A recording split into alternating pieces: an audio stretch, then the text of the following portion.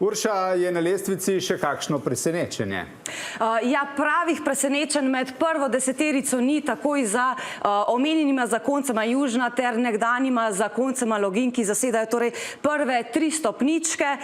Na to najdemo s 381 milijoni evrov premoženja družino Šešok, ki med drugim sedi na čelu Iskre.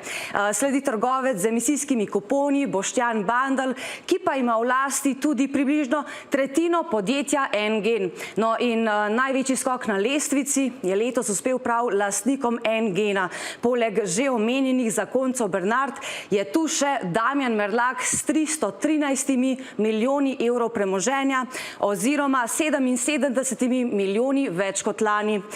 Mesto pred njim na lestvici z le nekaj milijoni evrov več pa zaseda soustanovitelj trboveljskega DV Softa Jure Knez. Sledijo Ivo in Anastasija Taja Boskarol, nekdanja lastnika Pipistrela, pa Marko Pistotnik, ki ga javnost najbolj pozna kot nekdanjega solastnika Outfita 7.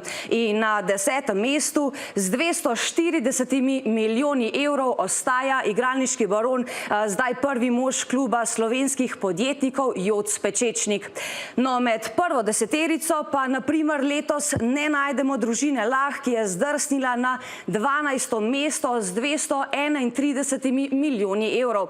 Pa na primer Igorja Krapoviča letos je z 239 milijoni evrov zasedel 11. mesto, lani je bil na 7. No, kaj pa skupno premoženje najbogatejših, za koliko se je povečalo? Ja, stoterica najbogatejših Slovencev je bogatejša kot kadarkoli prej, so še izračunali pri Financah. Njihovo skupno premoženje se je namreč povečalo za kar 12% in leto znaša 11,2 milijardi evrov. No in še za primerjavo, če imata najbogatejša Slovenca pri nas dobrih 500 milijonov evrov, premoženje najbogatejšega zemljana Ilona Muska ocenjujejo Darja Edina neverjetnih 470 milijard.